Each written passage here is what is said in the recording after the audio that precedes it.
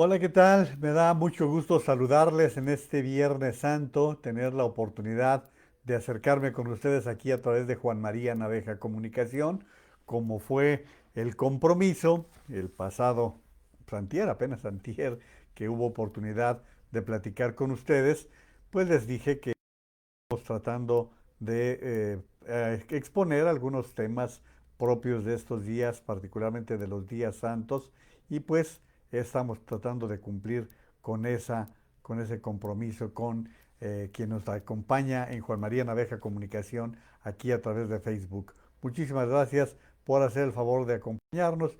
Y bueno, pues el tema, fíjense que es realmente algo que tenía tiempo queriendo compartir con ustedes.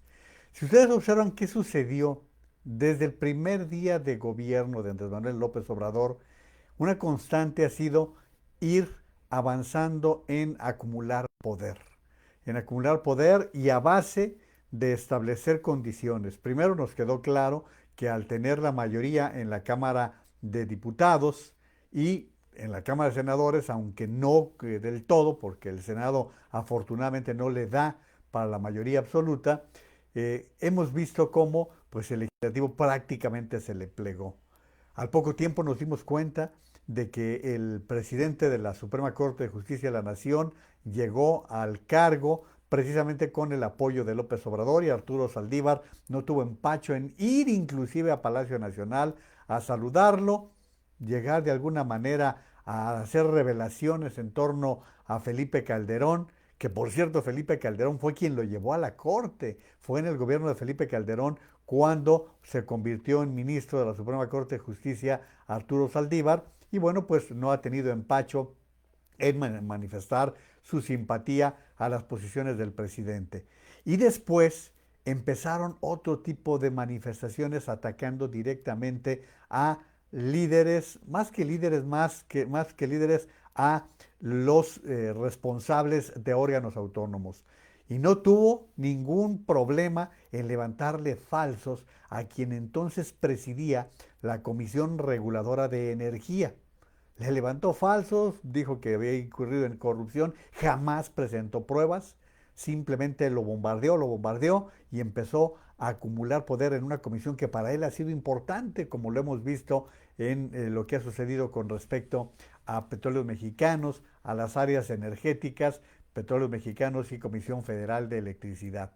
Pues bien, pero así como eso ha sucedido, luego vinieron ataques a otro tipo de órganos autónomos como el Instituto de Acceso a la Información, como el de Competencia, como el de Telecomunicaciones. Llegó inclusive el momento en que hubo el riesgo de que tocase al Banco de México, que si no hemos caído en una situación crítica más grave, la crisis que tiene el país, ha sido gracias a que el Banco de México ha actuado con la autonomía que le corresponde y que han sido tanto el gobernador como los vicegobernadores sumamente responsables en su tarea. Pero ¿qué les parece la embestida que en las últimas semanas ha tomado contra el Instituto Nacional Electoral, el INE, y que no ha tenido ningún detenimiento para hacer críticas en contra de una institución que la que contabilizó, supervisó la elección de 2018, mediante la cual López Obrador llegó a la presidencia de México. Recordarán ustedes que fue precisamente el INE el encargado de organizar esa elección. A pesar de ello, ha utilizado términos despectivos, términos de ataque, y han llegado al extremo, los de Morena, de pedir el exterminio, a ese extremo, el exterminio del Instituto Nacional Electoral, que como ustedes y yo sabemos, nos ha costado muchos años crearlo. Ustedes quizás recordarán lo que ha significado el que contemos con una instancia que se encargue de organizar las elecciones. Los que son muy jóvenes no lo saben o no lo recuerdan o no lo han estudiado, pero después de la elección de 1988, que fue tan controversial aquella elección que se acreditó Carlos Salinas de Gortari y que hubo tanta especulación en torno a un posible triunfo de Cuauhtémoc Cárdenas, bueno, pues derivó en la creación del Instituto Federal Electoral, porque hasta entonces era la Secretaría de Gobernación la que se encargaba de organizar los procesos electorales. El último que organizó una elección, ¿quién creen que fue? Manuel Bartlett, el mismo que era secretario de Gobernación, que aspiró a la candidatura del PRI a la presidencia de la República y que finalmente fue Salinas a quien Miguel de la Madrid le otorgó la presidencia, porque no podemos ser ingenuos ni tampoco dejar de reconocer que en aquellos tiempos era el presidente de la República quien designaba el candidato del PRI. Y bueno, pues Miguel de la Madrid se inclinó por Carlos Salinas de Gortari. Manuel Bartlett era el secretario de Gobernación y el premio que recibió por proteger el triunfo fue la Secretaría de Educación Pública en primera instancia y después la gubernatura de Puebla, todo por el PRI. Después pasó al PT, en donde fue senador y finalmente apoyó la candidatura de López Obrador, y ustedes saben cómo lo ha protegido inclusive de las acusaciones de el número indeterminado de casas que se dice obtiene. Pero no son tanto los temas, sino más bien hacer una especie de recorrido de todo esto.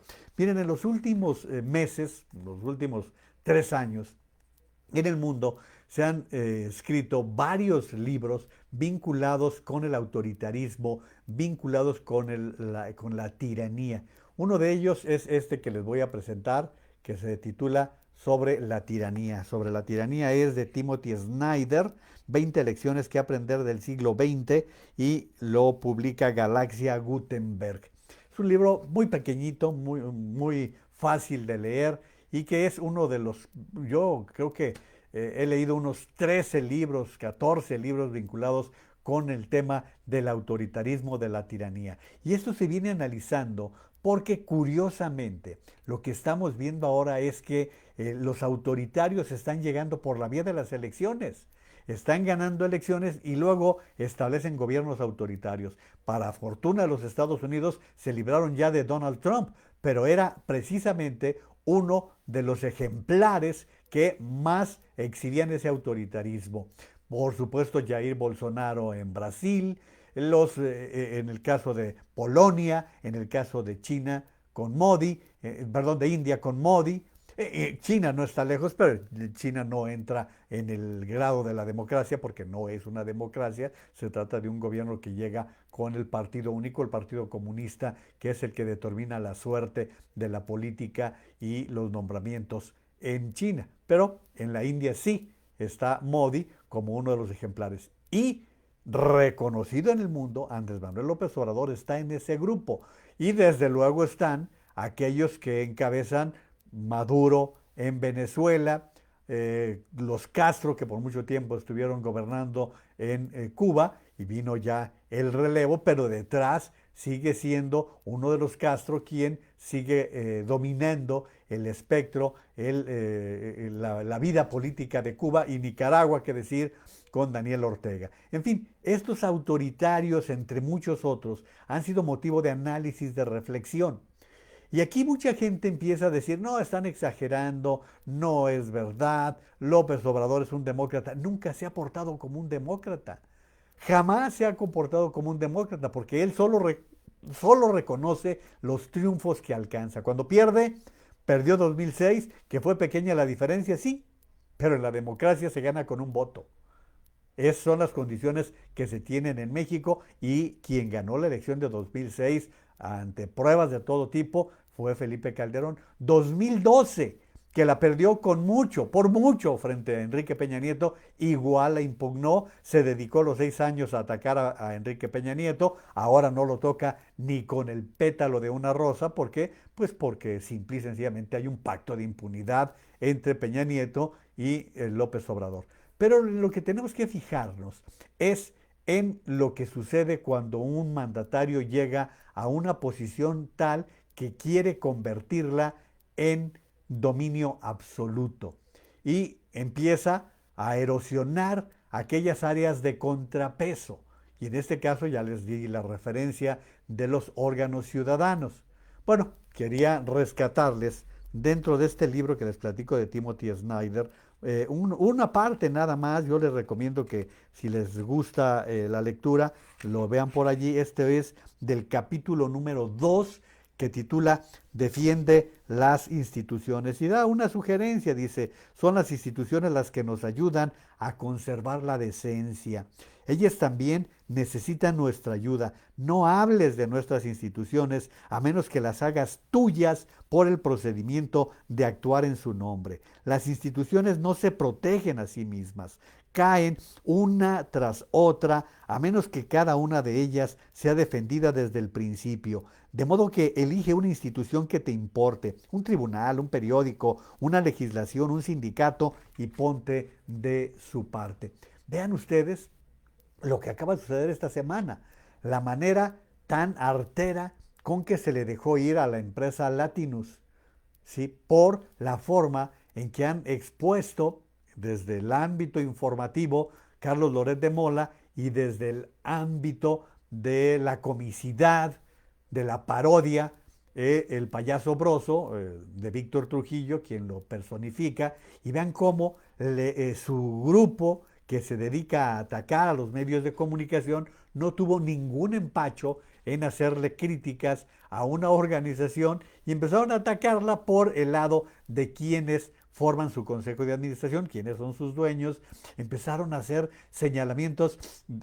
Se publicó un reportaje de parte del reportero Álvaro Delgado en el portal Sin embargo, en el cual se estuvo haciendo señalamientos contra Latinus, señalando, por ejemplo, que no pagaban impuestos. Pues no, no pagan impuestos en México porque su base está constituida en los Estados Unidos, ¿sí?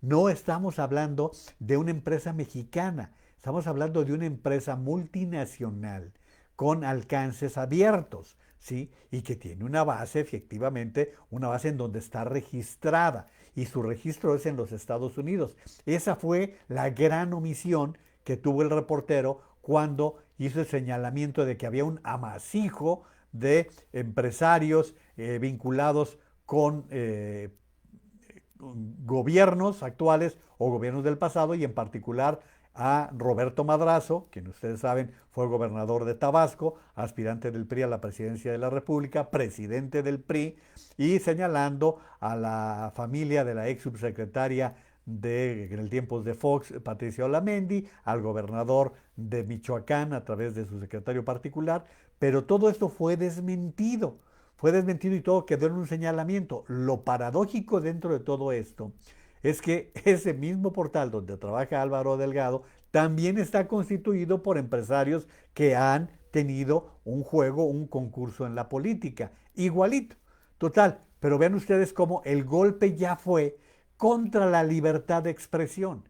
Y López Obrador se fue directo, como lo ha venido haciendo, contra periódicos como el Reforma, como el Universal, contra los cuales se ha ensañado, en contra de periodistas, de escritores, de intelectuales que a lo largo de su vida han sido analíticos, fuertes críticos de los gobiernos, como Enrique Krause, como Héctor Aguilar Camín, como José Waldenberg, Roger Batra, quien acaba de publicar un libro muy interesante, y una playa de gente que durante su vida han sido críticos de los diferentes gobiernos y que López Obrador no duda nada en ir en contra de cualquiera que se atreva a hacer un análisis pequeño, mediano, regular de su administración, de alguna manera hay que decirlo, y entonces vamos viendo cómo cada vez se radicaliza más, cómo le va saliendo lo autoritario cada vez más y la tiranía se va estableciendo con donde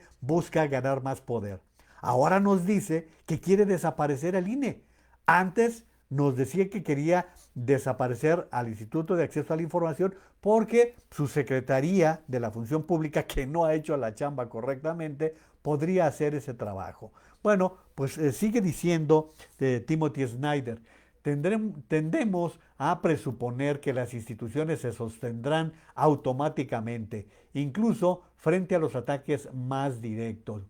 Eso fue justamente el error que cometieron muchos judíos alemanes respecto a Hitler y los nazis después de que formaron gobierno. Por ejemplo, el 2 de febrero de 1933, un importante periódico para lectores judíos alemanes publicaba un editorial donde manifestaba su desatinada confianza. No suscribimos el punto de vista de que el señor Hitler y sus amigos, que por fin están en posesión del poder, ¿les suena? Por fin están en posesión del poder que tanto tiempo llevaban deseando, vayan a poner en práctica las propuestas que circulan en los periódicos nazis. No van a privar a los judíos de sus derechos constitucionales, ni a encerrarlos en guetos, ni a someterlos a los impulsos envidiosos y homicidas del populacho de la noche a la mañana. Les recuerdo que terminaron los judíos en tiempos de Hitler. Y esto porque muchas veces resulta fácil decir, no, no, estás exagerando. Y como vemos, muchos que tendrían que ser críticos totalmente plegados, por ejemplo, empresarios que se están viendo afectados en sus industrias y se quedan calladitos. Y se quedan calladitos porque tienen miedo de caer en las redes del sistema de administración tributaria, el SAT, de la unidad de inteligencia financiera, como están viendo que sucede. Pero bueno, finalmente, digo, además, Timothy Snyder dice, ese era el punto de vista de muchas personas razonables en 1933, igual que lo es hoy en día en muchas personas razonables, hoy en día igual. El error consiste en presuponer que los gobernantes que han accedido al poder a través de las instituciones no pueden modificar ni destruir esas mismas instituciones, aunque eso sea exactamente lo que han anunciado que van a hacer. Lo ha venido diciendo así López Obrador. Ya les puse los ejemplos de las diferentes instancias en donde va colocando gente, inclusive gente que ni entiende la función que tienen estos organismos. A veces se priva a las instituciones de vitalidad y de funciones, se las convierte en un simulacro de lo que eran antaño. ¿Qué hace López Obrador? Les va quitando los presupuestos. ¿Cómo desapareció a los fondos y los fideicomisos? O sea, vayan ustedes acumulando toda esta serie de cosas. Y nos dice además, algunos judíos alemanes votaron como los líderes nazis querían que lo hicieran, con la esperanza de que aquel gesto de lealtad estableciera un vínculo entre ellos y el nuevo sistema. Era una esperanza vana. Les recomiendo de verdad este libro sobre la tiranía de Timothy Snyder. Les repito, pues es un libro muy pequeño, que es apenas de, ahorita les digo cuántas, de 150 páginas. Se lo recomiendo mucho porque nos habla y van a encontrar muchas pistas de cómo López Obrador paulatinamente se está convirtiendo en un tirano que va marcando la pauta en el país. Piénsenlo, analícenlo, probablemente digan Juan María está completamente equivocado, varios que piensan como él están exagerando y bueno, lo aceptaré si usted hace la tarea de reflexionar, de pensar. Por lo pronto, tenemos que hacer este tipo de reflexión pensando en la elección del 6 de junio. Es fundamental que el presidente de la República tenga un contrapeso en el legislativo y eso solamente se logrará si no tiene el control que ha tenido hasta ahora de la Cámara de Diputados. Le deseo que continúe, si es que lo da, si es que lo tiene disponible, si es que, más bien, si es que ha podido tener el día libre, que descanse, que tenga un descanso suficiente, merecido, con la súplica de cuídese, estamos en pandemia. Estamos en una situación que nos obliga a ser cautos, cuidadosos. El uso es elemental, uso de mascarilla, lavarnos las manos, ventilar los lugares donde estamos y no hacer aglomeraciones registrando esas reuniones que lo único que hacen es contagiarnos de COVID-19. Por ahora es todo, muchísimas gracias y aquí seguiremos, espero les atraigan estos temas.